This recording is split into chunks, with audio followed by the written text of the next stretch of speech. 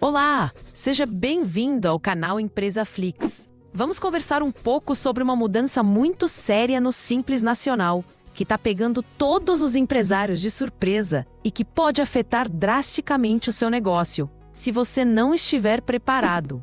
Hoje, vamos mergulhar fundo na Resolução CGSN número 183 de 2025. Ela basicamente encerra uma prática muito comum de planejamento tributário, que era usada para fugir da exclusão do Simples Nacional. A informação mais impactante, que você precisa saber agora mesmo, é que a Receita Federal agora vai somar o faturamento e as dívidas de empresas diferentes que você tenha, mesmo que você feche uma e abra outra, se tudo acontecer no mesmo ano calendário. E pior, isso já está valendo desde 13 de outubro de 2025. Essa é uma daquelas mudanças que geram dúvidas imensas e um sentimento de insegurança. Se você já passou por uma exclusão do Simples, se está perto de estourar o limite de faturamento, ou se já ouviu do seu contador que a solução era baixar a empresa e abrir outra, conte sua história aqui nos comentários. Nós lemos e, sempre que possível, respondemos a todos os comentários para ajudar a nossa comunidade de empreendedores. Para entender o tamanho do problema, primeiro precisamos lembrar por que o Simples Nacional é tão importante. O Simples Nacional, que na verdade é o Regime Especial Unificado de Arrecadação de Tributos e Contribuições devidos pelas microempresas e empresas de pequeno porte, é o que o nome diz, uma forma simplificada de pagar impostos. Em vez de lidar com guias separadas para PIS, COFINS, IRPJ, CSLL, IPI, ICMS e ISS, o empresário paga tudo em um único documento, o DAS, o Documento de Arrecadação do Simples. Além da burocracia menor, as alíquotas, que são as porcentagens de imposto, geralmente começam muito mais baixas do que nos outros regimes, como lucro presumido ou lucro real. Para quem está começando ou tem uma operação enxuta, é o melhor dos mundos. Só que esse paraíso fiscal tem um portão de entrada e um teto muito bem definido: o faturamento. O limite máximo de receita bruta para uma empresa ser considerada de pequeno porte e se manter no Simples Nacional é de R$ 4.800.000 por ano. Existem também os sublimites estaduais para o recolhimento do ICMS e do ISS, mas o grande número que assombra todo empresário é o de R$ 4.800.000. Quando a empresa ultrapassa esse valor, ela é obrigatoriamente desenquadrada e excluída do Simples. E o que acontece quando o empresário é excluído? Ele é jogado em um regime muito mais complexo e quase sempre muito mais caro, que é o lucro presumido ou, dependendo do faturamento, o lucro real. No lucro presumido, a carga tributária sobe muito. O governo presume um percentual do seu faturamento como lucro, por exemplo, 32% para a maioria dos serviços, e aplica os impostos sobre essa presunção, mesmo que você não tenha tido lucro real. É um sistema muito mais oneroso e que exige um controle contábil infinitamente mais rigoroso. Além de estourar o faturamento, existe outra forma muito comum de exclusão: as dívidas. Se a empresa deixa de pagar as guias do DAS e acumula débitos, a Receita Federal pode e vai excluí-la do regime simplificado. Diante desses dois cenários, a exclusão por faturamento e a exclusão por dívidas, o que os empresários, muitas vezes aconselhados por seus contadores, faziam há anos? Usavam um planejamento tributário muito conhecido. Se a empresa estava chegando perto do limite de R$ 4.800.000, digamos, em setembro, qual era a prática? O empresário dava baixa nessa empresa, encerrava o CNPJ e imediatamente abria uma nova empresa, limpa, com um novo CNPJ, muitas vezes no mesmo endereço e com a mesma atividade. Como o CNPJ era novo, o faturamento começava do zero em outubro. E ele conseguia se manter no Simples Nacional pelo resto do ano, fugindo da transição para o lucro presumido. O mesmo valia para as dívidas. Chegava janeiro e o empresário recebia a notícia de que sua empresa tinha sido excluída por débitos acumulados. O que ele fazia? Em vez de pagar ou parcelar uma dívida enorme, ele simplesmente abandonava aquela empresa, deixava o CNPJ morrer com as dívidas e abria um novo CNPJ limpinho, fazendo a opção pelo Simples Nacional como se nada tivesse acontecido. Isso funcionava porque a fiscalização costumava olhar para o CNPJ de forma isolada dentro daquele ano calendário. Pois bem, essa prática, esse jeitinho, acabou. E acabou de forma retroativa e imediata. A reforma tributária, que trouxe a Lei Complementar 124 de 2025, alterou a lei principal do Simples, a Lei 123. E para regulamentar essa mudança, o Comitê Gestor do Simples Nacional, o CGSN, publicou a resolução de número 183 de 2025. Essa nova resolução alterou diretamente a resolução mãe do Simples, a de número 140. E a mudança crucial está no novo parágrafo 10º. Esse parágrafo 10º é uma verdadeira bomba para quem usava essa estratégia.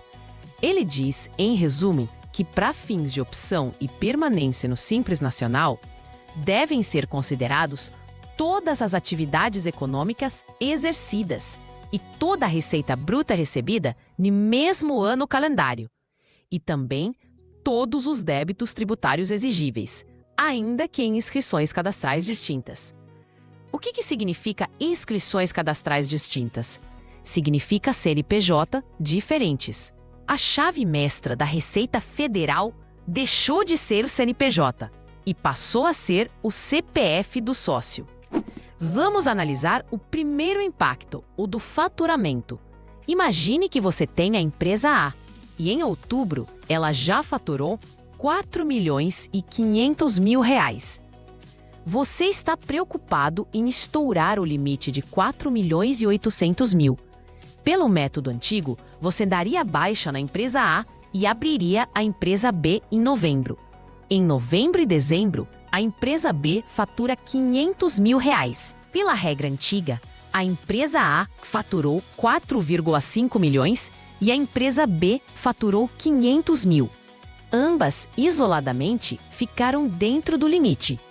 Pela nova regra, a Resolução 183, isso não funciona mais. O sistema da Receita vai olhar para o seu CPF.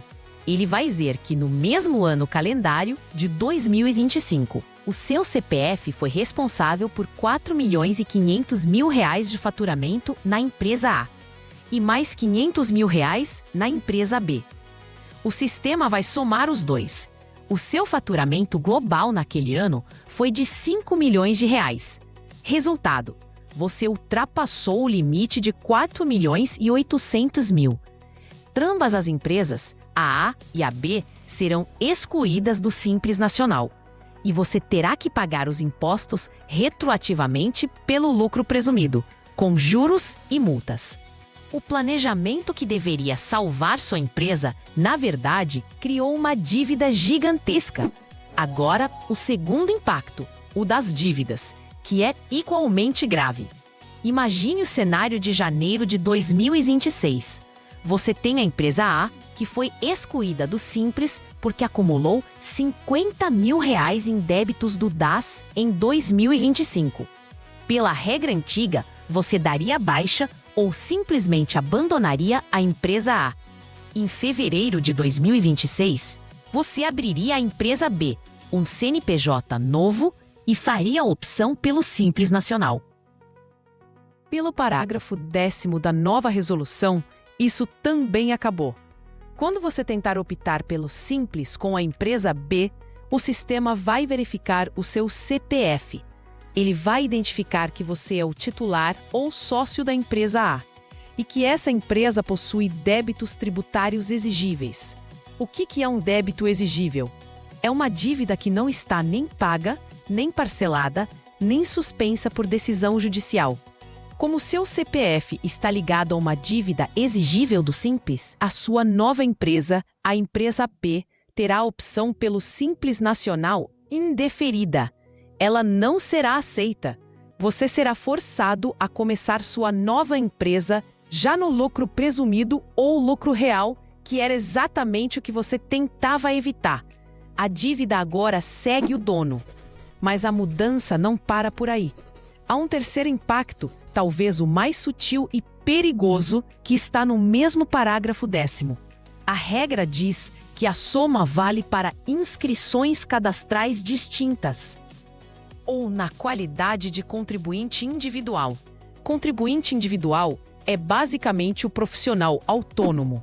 Isso mira diretamente um planejamento muito comum entre profissionais liberais, como médicos, dentistas, advogados, engenheiros e arquitetos. Vamos usar o exemplo clássico do médico. O médico abre uma empresa, um CNPJ no Simples Nacional, para emitir notas fiscais para os hospitais e planos de saúde. Ele fatura através dessa PJ até o limite, ou perto do limite, para pagar menos impostos. Só que ele também faz plantões ou atendimentos particulares e recebe como pessoa física, como autônomo, pagando o Carnê-Leão e o INSS como contribuinte individual. Antes, esses dois mundos, o faturamento da PJ e o rendimento da pessoa física, não se misturavam para fins de limite do Simples. Agora eles se misturam. A nova regra é clara. A receita bruta aferida como contribuinte individual também deve ser considerada. Se o médico faturou R$ 4 milhões na sua PJ e mais R$ 1 milhão como autônomo no mesmo ano, o sistema da receita pode somar tudo. O faturamento global da atividade dele foi de R$ 5 milhões. Ele estourou o limite de R$ 4.800.000. A consequência direta é a exclusão da sua PJ do Simples Nacional. Isso é uma mudança de paradigma completa na forma como profissionais liberais devem estruturar seus ganhos. Eu sei que muitos empresários podem pensar: mas vai ser difícil a Receita Federal pegar isso. Como eles vão cruzar esses dados? Não se engane. A Receita Federal não só pode, como vai fazer isso. O cruzamento de dados é a base da fiscalização moderna. O seu CPF é a chave mestra que liga todas as suas atividades. Seus CNPJs, suas contas bancárias e suas declarações de imposto de renda. Os sistemas estão mais inteligentes do que nunca. Aliás, essa prática nem é nova no Brasil. Muitos estados, através das secretarias da Fazenda, a SEFAZ, já fazem isso há anos com o ICMS. Se o empresário tem uma empresa com dívidas de ICMS, dá baixa nela e tenta abrir outra, a SEFAZ simplesmente nega a nova inscrição estadual. A Receita Federal está apenas aplicando a mesma lógica, agora em nível federal para o Simples Nacional. A Resolução 183 foi apenas a autorização legal que faltava para apertar esse parafuso. É muito importante não confundir essa nova regra com a regra antiga de ser sócio de duas empresas. A regra que já existia e continua valendo é que se você é sócio de duas ou mais empresas do Simples Nacional, o faturamento de todas elas deve ser somado para verificar o limite de R$ 4.800.000. Se a empresa A fatura 3 milhões e a empresa B, da qual você também é sócio, fatura 2 milhões, o faturamento global é de 5 milhões. Ambas são excluídas. Isso não mudou. A novidade é a soma de empresas sucessivas, fechar uma e abrir outra no mesmo ano. E a soma do CNPJ com o CPF contribuinte individual. E a pergunta mais importante: quando isso começa a valer? Aqui está o ponto mais crítico. A Resolução CGS N 183 foi publicada no Diário Oficial da União no dia 13 de outubro de 2025. O texto da resolução diz que algumas partes específicas só produzirão efeitos em 1º de janeiro de 2026. Contudo, ela diz também que para os demais artigos, a vigência é imediata na data da publicação. E adivinhe? O parágrafo 10º, que trata dessa soma de faturamento e débitos, está em vigor imediatamente. Isso significa que, se você está pensando em fazer essa manobra de fechar e abrir empresa agora, em novembro ou dezembro de 2025, você já será pego pela nova regra. Então, o que fazer? Como especialista em empreendedorismo, meu conselho é abandonar imediatamente qualquer planejamento baseado em atalhos e jeitinhos. A era da fiscalização baseada em cruzamento de dados não permite mais amadorismo. Primeiro, se você está perto do limite de faturamento, chame seu contador para uma reunião urgente. A solução não é mais fechar e abrir outra empresa. A solução é planejar a transição para o lucro presumido. Embora seja mais caro, o lucro presumido, quando bem planejado, pode não ser o fim do mundo. Em alguns casos de serviços com baixa folha de pagamento, ele pode até ser vantajoso se comparado às alíquotas mais altas do Simples Nacional. O que não pode é ser pego de surpresa e ter que pagar impostos retroativos com multa. Segundo, se você tem uma empresa com dívidas e pensava em abandoná-la, mude de estratégia. A dívida agora impede sua nova empresa de ser simples. Qual a solução? Parcelamento. Uma dívida parcelada não é um débito exigível. Procure a Receita Federal ou a Procuradoria-Geral da Fazenda Nacional, a PGFN, e negocie um parcelamento para os débitos da empresa antiga. Só depois de regularizar a situação do seu CPF é que você deve tentar abrir um novo negócio no Simples. Terceiro, se você é um profissional liberal que recebe como PJ e como PF, seu contador precisa recalcular seus riscos. A soma dos seus rendimentos como autônomo e do faturamento da sua empresa pode estar colocando sua PJ em risco de exclusão. Talvez seja a hora de centralizar todos os seus recebimentos na pessoa jurídica e já se preparar financeiramente e mentalmente para uma eventual migração para o lucro presumido. O recado da Receita Federal é claro: o cerco se fechou. A Resolução 183 de 2025 não é uma mudança pequena. É o fim de uma era de planejamento tributário. Ser empresário no Brasil exige mais do que nunca profissionalismo, transparência e, acima de tudo, um planejamento real, baseado nas leis e não em brechas que estão sendo fechadas uma por uma. Agradeço pela sua audiência. O cenário tributário brasileiro é complexo e está sempre mudando. Por isso, explore os outros vídeos aqui do canal Empresa Flix, para se manter sempre informado e proteger o seu negócio.